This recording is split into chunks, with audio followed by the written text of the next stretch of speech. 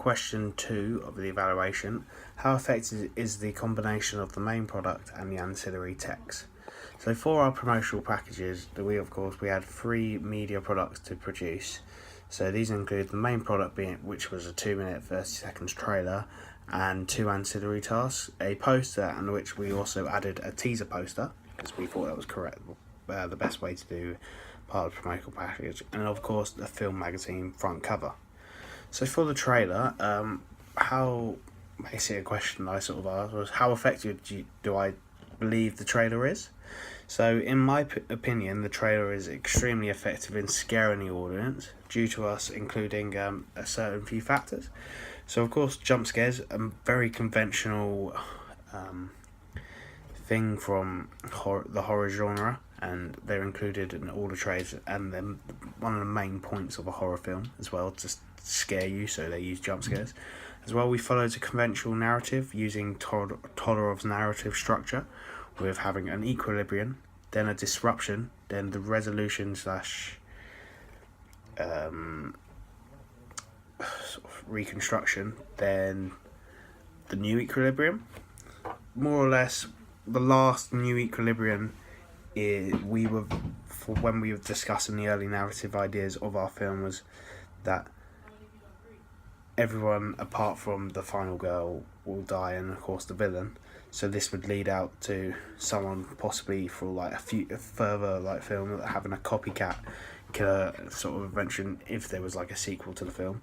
As well, we used a good use of props, as we used a very strong weapon of a meat cleaver, which was it's very conventional as it's a knife, and it also related to our villain. As well as we used lots of fake blood. Being a slasher genre, you expect to see lots of blood and gore, so we tried to incorporate that a lot into our media packages. As well, during our trailer, we used an effective montage. This saw editing that was fast paced, of lots of scenes from throughout the film that would be there, and it was very fast paced and included lots of with the villain where he was sort of torturing his ways. As well, part of the narrative, the villain being a cannibal. This is very sort of unsettling, so it really makes you feel really like scared of a person that's going around eating his victims. As well, we used for our trailer, we said it's based on a true story. This gives it an act of realism, so the audience feel as if it's, oh my god, this has happened. What are we gonna? This makes them more scared as it's happened, so it really makes it more realistic as well. It's mainly been effective because we took ideas from inspirational texts to help us.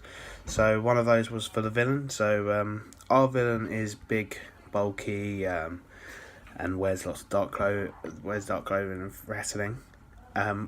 This is very similar to Jason in Friday the 13th, who, if you looked at him, he wears very bulky clothing that are all dark with blood all over him, and he looks very menacing.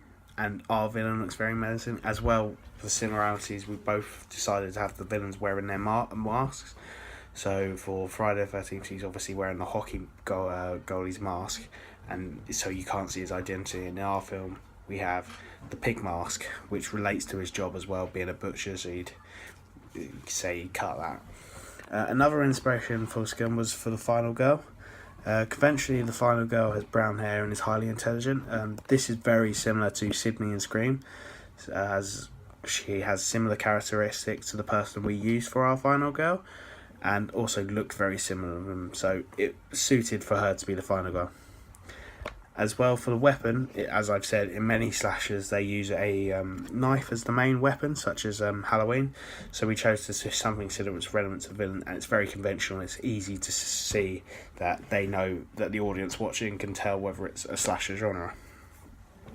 So leading on to the ancillary tech. So how do I think the two products support the promotion of the main product? Well, the main thing was using symbiosis. So on all the posters and the magazines, you can see that the villain is present. and as well as this, the inclusion of the cleaver as well.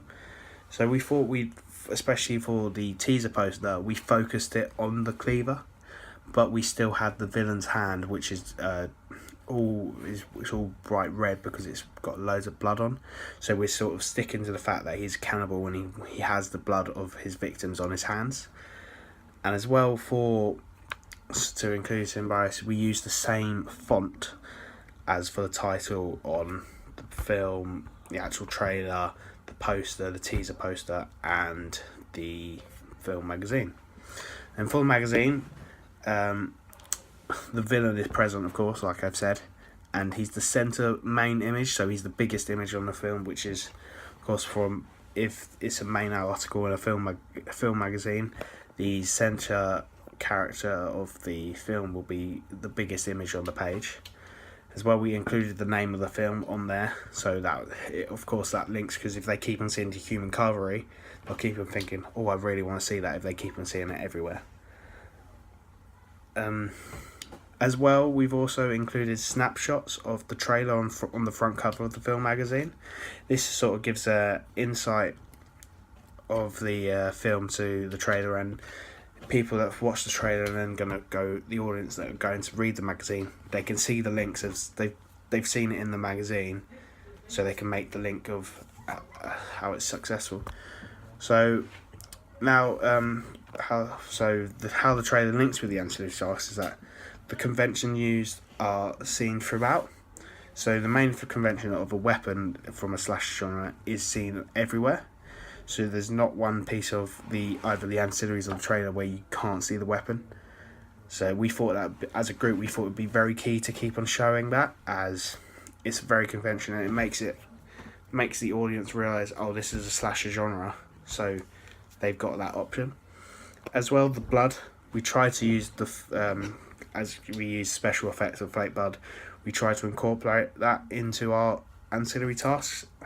So it allowed us to be able to show that this is a very gory film, and it will scare you just for the amount of blood that's used.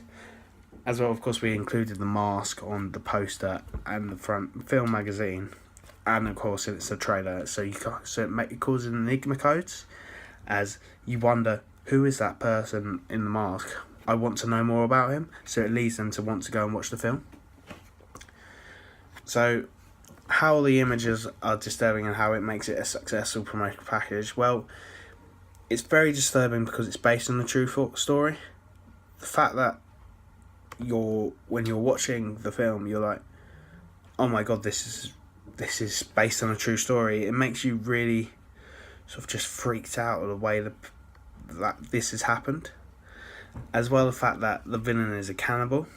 This is sort of a weird and disgusting way of a human being, eating other human beings. So it really freaks them out and brings that extra fear factor.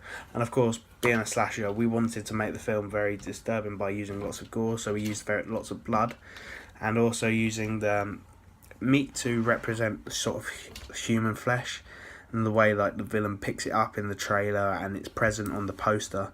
So it really sort of brings it all together. Also, so how this will make it promote a successful promotional package is that the audience who are going to see a slasher, they want to be scared and they want to be grossed out.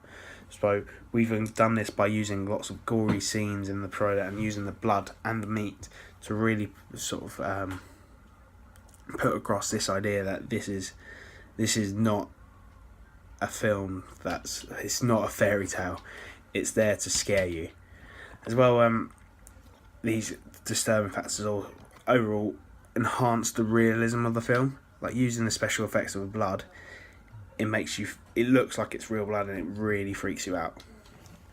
So then, sort of, how does the film title draw in the audience? It's sort of, you're looking at human cavalry, you break that down, humans. So, knowing it's looking at the convention of a horror trailer, you can see how it can sort of, alright, I'm very curious, human. So obviously there's going to be humans involved, they're the victims. Then taking cavalry, you're thinking, if you hear the word carvery, you're thinking Sunday lunch down, you sort of your local. But if you add the word human carvery, it makes you think, oh, people are going to be eaten here and they're going to be chopped up. So it makes you really have to think, and it's using the enigma codes to make you think about what's going to happen. So personally, which parts of the audience I think will made myself jump, especially because I'm not the biggest horror fan, so I found it very hard to watch the trailers as I'm very scared quite easily. One of the things that made me jump was when the hand is being unwrapped. We were sort of very lucky enough that sort of we could take our trailer a bit further with the fact that I had a disability. We were able to sort of incorporate that, and we managed to just sort of drape my hand in fake blood and then wrapped it up in a bang, and as we unwrapping it, it looked like it had been severed, and it looked like blood was just rushing out of it and making it sort of a really gory scene and very scary. And I know when I've shown it to other people, the trailer to other people, they have physically jumped at that moment. Especially when I was showing my mum about it, she just jumped and she like sort of screamed at it, and it was really effective. As well as Sting, the fact that the villain just comes out of nowhere at the audience really makes you jump, and that's obviously a very conventional thing out of a horror trailer, so it was important to leave the audience, make the audience think, oh, I've just been scared, I need to go and see that right now. That Sting is so important in sort of capturing the audience and making them want to go and see the film. As well, throughout the trailer, the use of screaming is there. It's not horror if there's no screaming. Screaming is a key convention of horror, and we wanted to use that throughout. So it was sort of just how disturbing some of the images are, and the jump scares really jumping out at you makes you really scared of watching the film. So sort of linking this to theory, sort of audience theory, it provides an insight into why our professional campaign will appeal to the wide audience, especially if you're looking at Bloomer and Cats. The audience wants to find personal identity, information, entertainment, and social interaction. So personal identity can be found with the protagonists, as they're a similar age of the audience, as well, especially if you're looking at the similar age, gender of what our target audience were. There was someone for the people watching, especially being the teenagers, to relate to. Also, the promotional package provides information to the audience of what they need to know, so such as when the film is coming out, the title of the film. This is all key information that they're learning, because if they don't know when the film's coming out, they won't go and see it. But by providing that information, they make themselves want to go and see the film more. As well, the social interaction, as they can talk to their peers about the film from the promotional package.